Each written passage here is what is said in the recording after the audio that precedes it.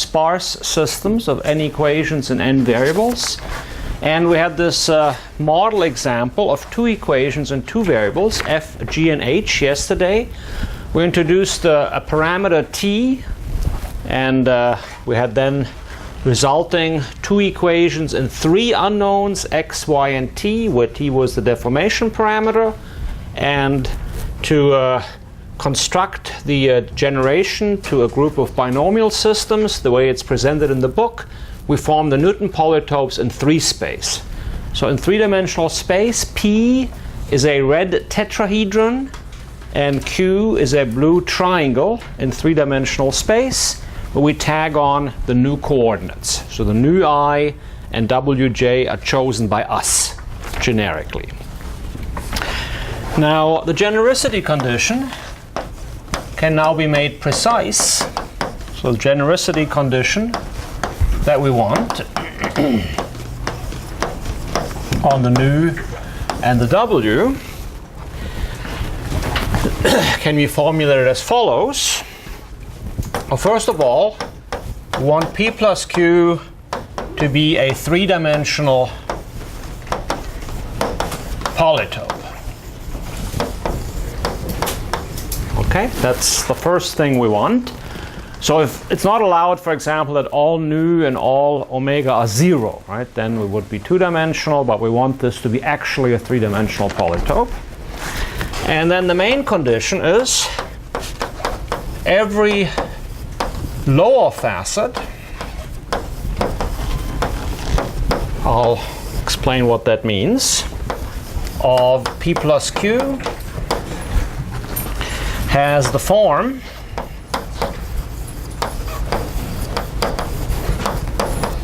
f1 plus f2, where the following holds. f1, either f1 is a vertex of P, and where either f1 is a vertex of P and f2 a facet of Q. And here I will simply mean a two-dimensional face. Okay, so either f1 is a vertex of P and f2 is a two-dimensional face of Q, or f1 is an edge of P and f2 is also an edge of Q, or by symmetry KC, f1 is a facet, two-dimensional face of P, and f2 is a vertex of Q. Okay? So what's a lower facet? Lower facet means it's a facet of the three-dimensional polytope P plus Q. This means there exists an inner normal of the form uv, 1. Right? So here's my polytope, and so I want there to be a vector that supports it. So I want this facet to be the set of minimizing points of a linear functional with normal uv1. So the last coordinate should point upwards. Let me give you a visual demonstration. I take the polytope P, I take the polytope Q, I form the Minkowski sum. I have a three-dimensional polytope. I lie on the floor. You look at this polytope from below. Okay, what you see is a bunch of two-dimensional faces, and that's the facets you see. Okay, so a lower facet is one that you can see from below by lying on the floor. Okay. Now, if this holds, if these conditions hold,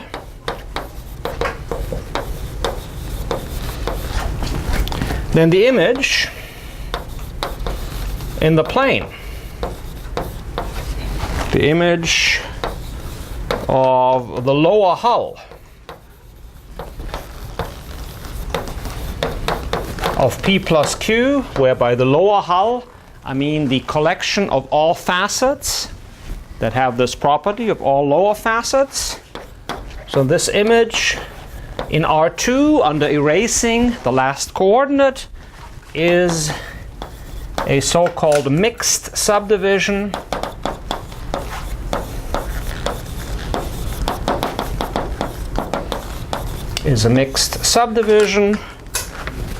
denoted delta of the Minkowski sum of the two Newton polytopes, which I call G and H. So these are the Newton polytopes of G and H.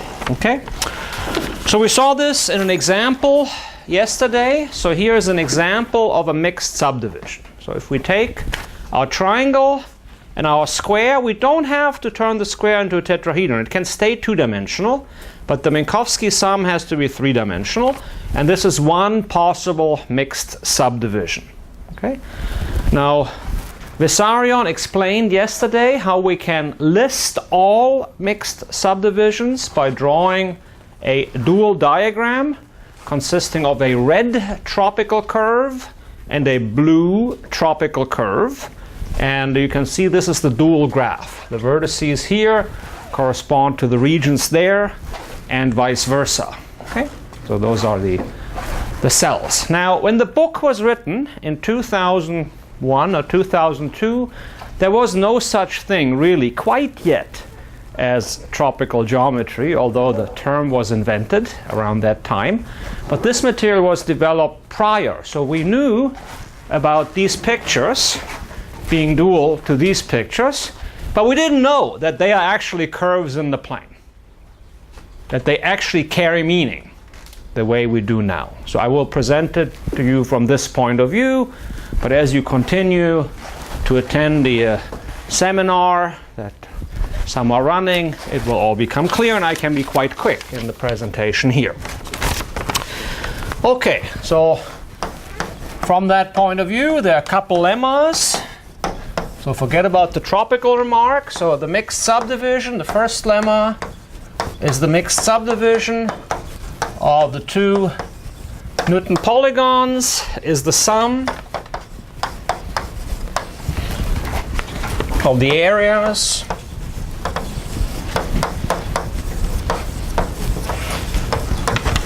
of all mixed cells in the mixed subdivision. So if we add up the unshaded area, this area, plus that area, plus that area, that is equivalent, that is the coefficient of the square-free term in the volume polynomial, the area of lambda 1p plus lambda 2q.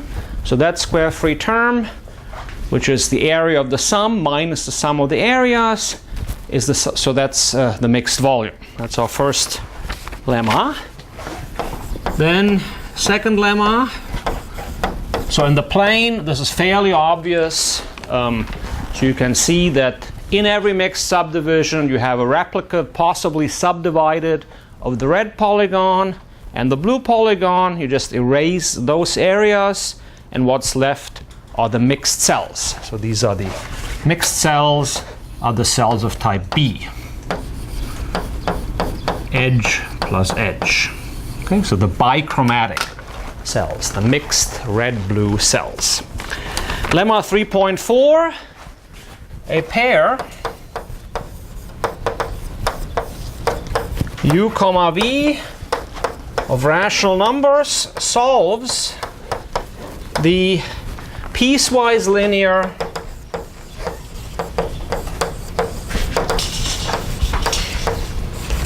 call them min equations. So those are the equations that we needed to start a series solution.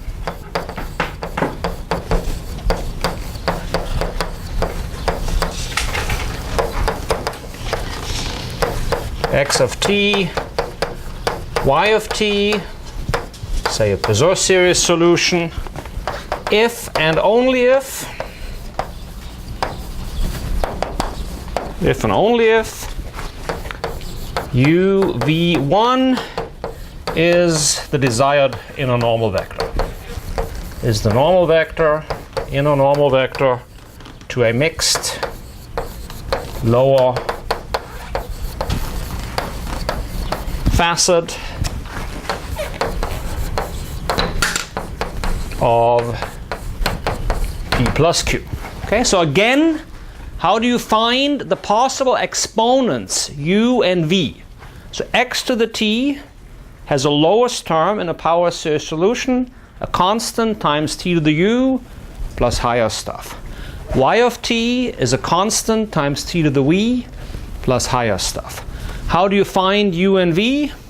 You take the two polygons, you take the lifted Minkowski sum, p plus q, you lie on the floor, you look at it from below, then every facet you see has an inner normal vector, a unique inner normal vector of the form u, v, comma 1, unique u and v. You read off those unique rational numbers u and v, and those are exactly the exponents that allow you a power series solution. So in other words, when you make an ansatz and you plug in, you want the lowest term to have a cancellation.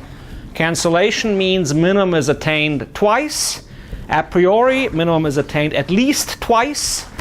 But since we're choosing the nu and the omega to satisfy these degeneracy conditions, it is attained exactly twice. These degeneracy conditions assure attained exactly twice. Okay, now in the dual picture, we're going to have these coordinates here, right? So these will be the coordinates. This point will have coordinates u and v, right? So this vector, if you tag on a 1 coordinate, is the inner normal vector to that mixed facet. That's the facet you see from below as you lie on the floor. That clear? Last lemma. So now we know how to pick the exponents. Now how to choose the coefficients. So to get the coefficients,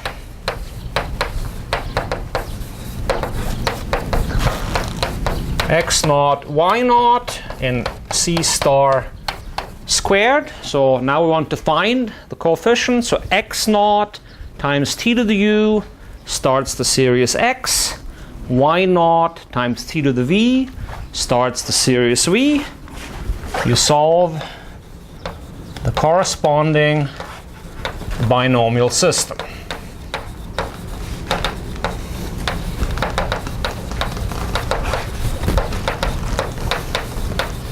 So the corresponding binomial system will consist of a blue binomial and a red binomial. Right? So every mixed facet, by our assumption, is a direct sum of an edge f1 that is red and an edge f2 that is blue. The red edge f1 is the sum of two red monomials inside the polynomial g, and the blue edge f2 is the Newton edge of two blue terms inside g of t. Now we pass this to our Hermite formal normal form subroutine, and we get back the corresponding choices of x naught and y naught. And the number of these choices will be the determinant of the 2 by 2 matrix given by the two vectors, as we've shown last time. And then these gives us exactly the leading terms of the corresponding Bezoar series solutions. And you can try this out in the second to last homework on homework sheet 4. And this completes the proof and algorithm of Bernstein's theorem. Okay.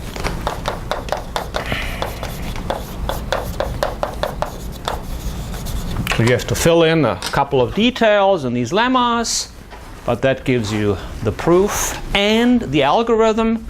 So this was studied in this form in a 1995 dissertation by Berkeley 20 years ago. It was at that time called the Polyhedral Homotopy for solving a system of equations. And that was one of many, many, many different sources for the development of tropical geometry. Any questions? Yeah, this so for each facet on the lower hole, there's a corresponding normal. Yes. So then, and then where's that? How do we compute that? How can we actually find this corresponding normal? That's How do you based find? off of the corresponding hyperplane. Well, if you if you have a three-dimensional polytope, then in a double dual description, you will get the normal vector for each facet. So by Weil-Minkowski, every polytope is the convex hull of a bunch of points, or the solution set to a linear system of inequalities. And this inequalities will have here in this case, the inequality will have the form ux plus, how do we do that? Ux plus yz plus ux plus y, ux plus vy plus z greater equals something, and there's your u and v. Okay. Now geometrically, as I said, if you go from this diagram and you draw the dual graph, and the undergraduates will learn today how to do that at 12:25, then you just calculate that intersection points. So, Yes. you said that this implies the first time. Yes. But we have a series expansion for the solution x, t, y, t. Mm-hmm. But the first time theorem is the case when t is 1. That's correct. Yeah, so how, Yes. How Okay, we need a little bit of an argument. So what we need, so let's assume that the original coefficients, a1, a2, a3, a4, b1, b2, b3 are generic. So they're non-roots of the discriminant. Okay? Now, the number of solutions is constant outside the discriminant, and that's invariant under a field extension. So whether we look for roots over the complex numbers, or whether we go to roots over a larger algebraically closed field, the number of roots will be the same. So I have, starting with a point for t equals 1 that's outside the discriminant. Then I'm building a little curve. It depends on t, that stays almost always outside the discriminant. So for every point outside that curve, I will have the same number of solutions. I can track them.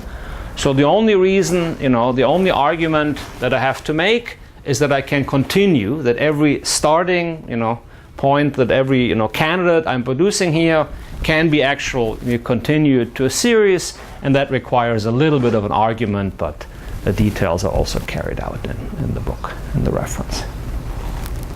Okay, so the idea is that the number of solutions doesn't depend whether the coefficients are, whether I'm looking for solutions over complex numbers or whether I'm looking for solutions over Poisson series, provided whatever coefficients I have are outside the discriminant.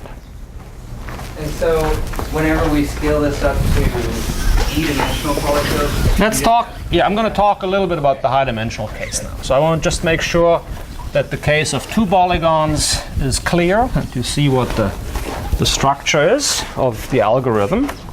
So let's talk a little bit about higher dimensions.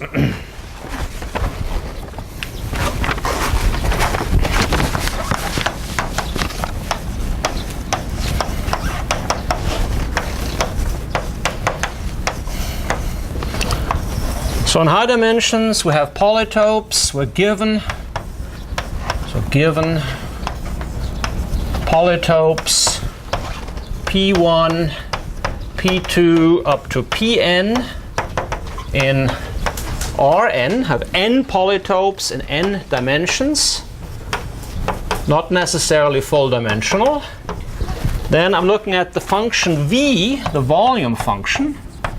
It's a function of lambda 1 up to lambda n. That's the standard Euclidean volume of lambda 1 p1 plus lambda 2 p2 blah blah blah up to lambda n pn. So this is well defined for non-negative values of lambda, and by calculus this is a homogeneous polynomial of degree n in n variables. Okay, so you have a homogeneous polynomial of degree n in n variables, and the most interesting coefficient is the mixed coefficient. So, coefficient of lambda 1, lambda 2 up to lambda n, that is the mixed volume. Okay. Now, that mixed volume, that's just a general fact about polynomials, right? So, if you have a polynomial homogeneous of degree n in n variables, then you can extract the unique mixed coefficient by inclusion-exclusion, right?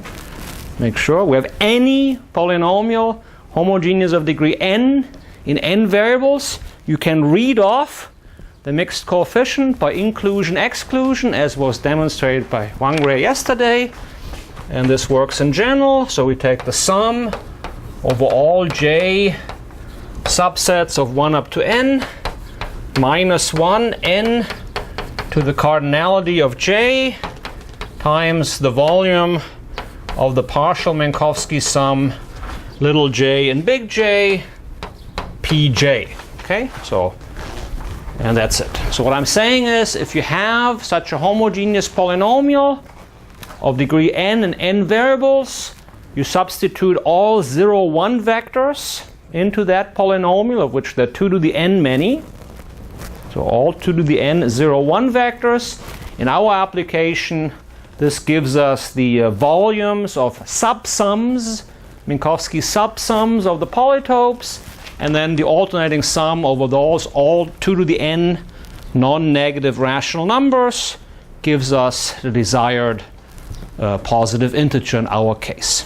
Okay, but the fact that this works is just a general fact about homogeneous polynomials and n variables and inclusion-exclusion.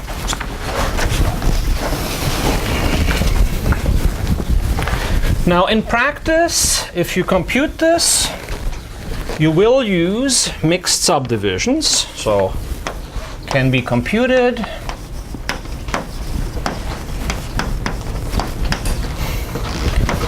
using mixed subdivisions.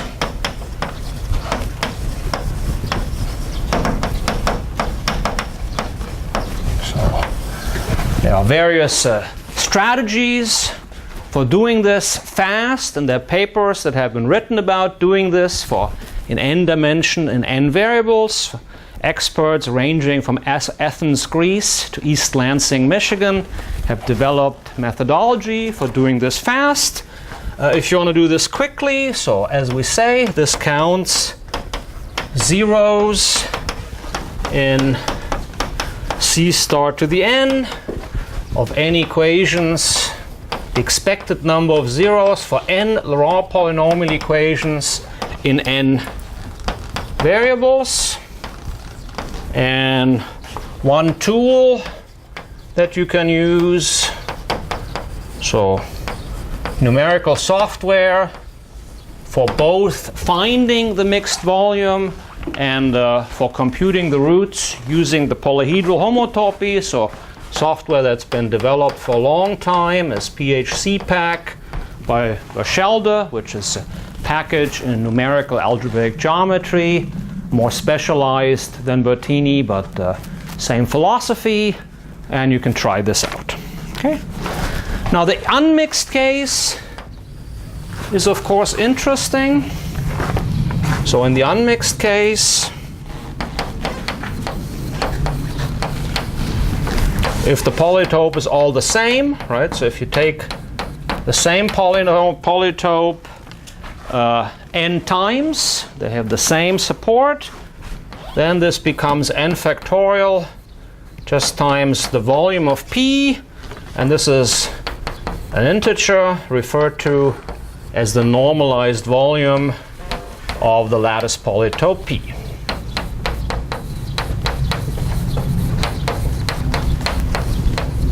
You can see in this formula or in that formula, right, if all the P's are the same, then simply what you get is the volume of P, and you have a factor lambda 1 plus lambda 2 plus lambda n to the nth power that you pull out. But of course the coefficient of the mixed coefficient in lambda 1 plus lambda 2 plus lambda n to the n is n factorial. No derangements needed, the number of all permutations. Okay, let's do one example of an unmixed system. Yes. Is this computing the mixed volume? This can be done independently of computing the like this polyhedral homotopy. So you. Yeah, I mean this could be of independent interest. I mean you might have a problem where you're interested in computing the mixed volume that has nothing to do with polynomial system solving, and so PHCPAC, for example, and other software, I think Emirius has a package for doing this, so there are different softwares for doing this that a priori has nothing to do with the polyhedral homotopy, but of course once you have that structure, then you can easily build, this can be used to build the start system and to organize the degenerations into the binomial system. So the start system sort of comes for free once you have all that other information. Exactly. So that's sort of the philosophy in building. So it's building start systems is a combinatorial enterprise. So it's a combinatorial problem. So for example, a lot of people are interested in Schubert calculus, which has to do with counting various intersection patterns of subspaces. And again, there is start systems for doing that. One of the experts is Frank Sotile, who will be here next week and beyond. So in this case, the combinatorics is to build these subdivisions. Let's do one example. So suppose you have three multilinear, trilinear, I guess. Let's call it trilinear, three trilinear equations, polynomials, and three variables. So by this I mean I have three equations, f1, f2, f3, where fi is ci1, xyz, it has 8 terms, ci2, xy, ci3, xz, ci4, yz, ci5, x, ci6, y, ci7z plus ci8, so three affine trilinear equations. So they have how many solutions? So if I give you 18 random coefficients, and the question is how many solutions? I give you random Cij's, I give you three equations like this, how many solutions do we have?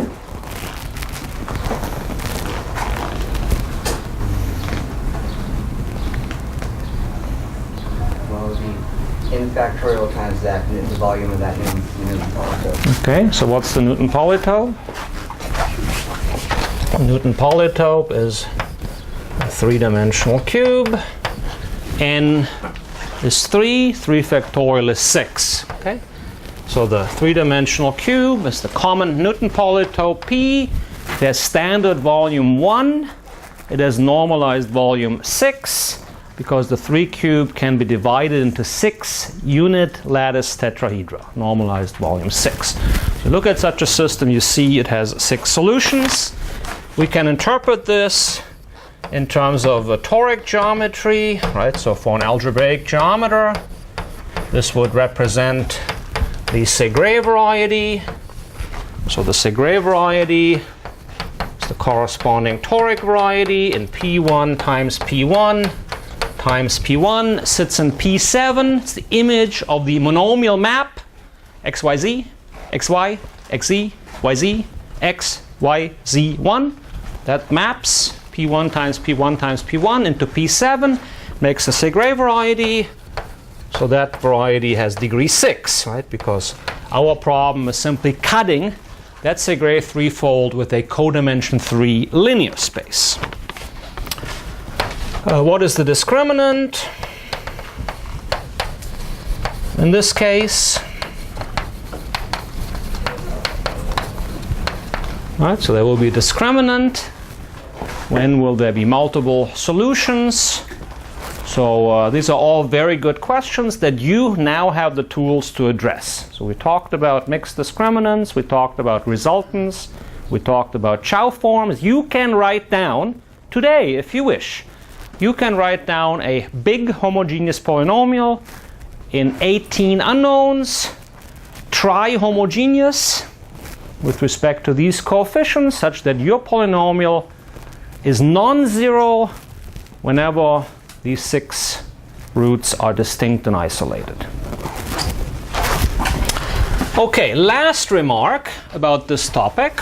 I want to say a few words about the theory of funomials.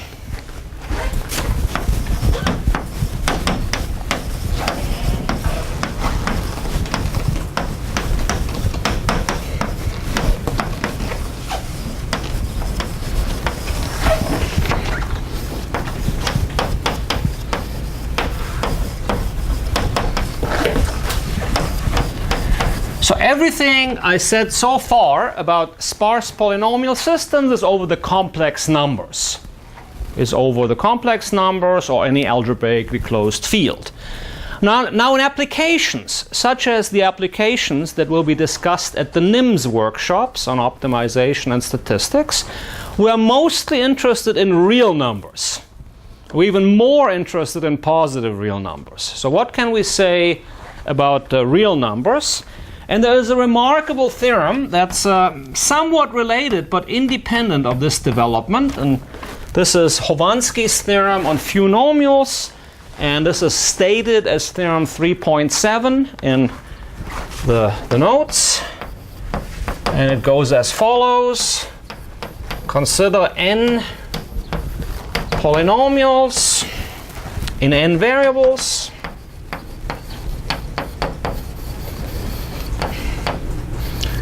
That all together use m distinct monomials. Okay, irrespective of the degree.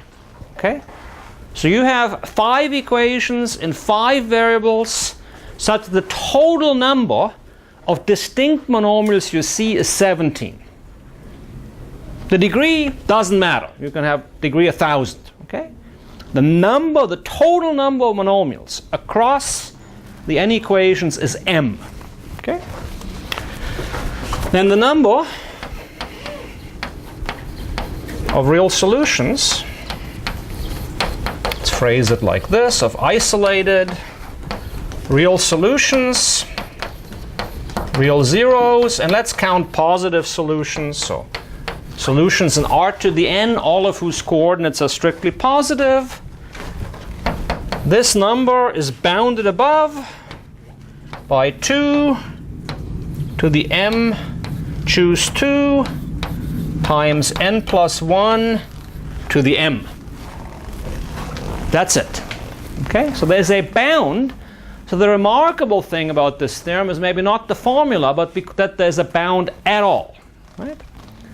So for example, if you're in one variable and you have a trinomial, well, that would be, if n is 1 and m is 3. Okay? So then you get some bound out of this. Okay? So you can plug in. Okay?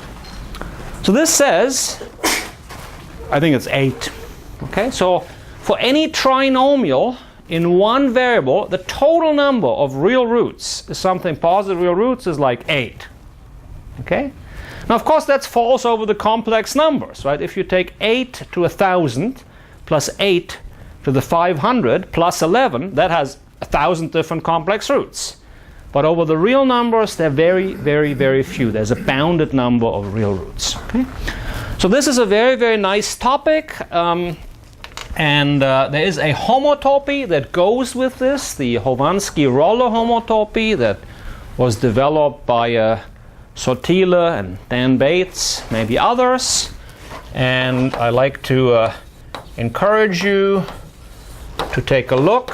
So Frank Sotile talks about this. He gives proofs and algorithms in his book on solutions to equations over the real numbers that arise from geometry. So the people who nod have seen the book. I know you've seen the book.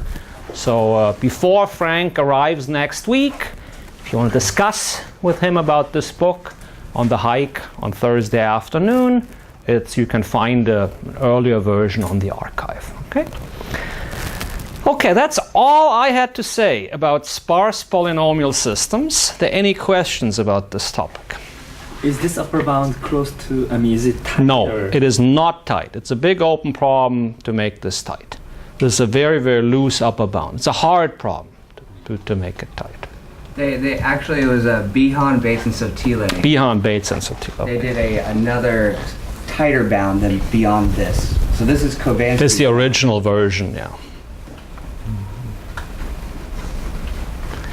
Okay, so we're on a tight schedule today. Let's take a 5-minute break, sharp, and then I'll present an entirely different topic.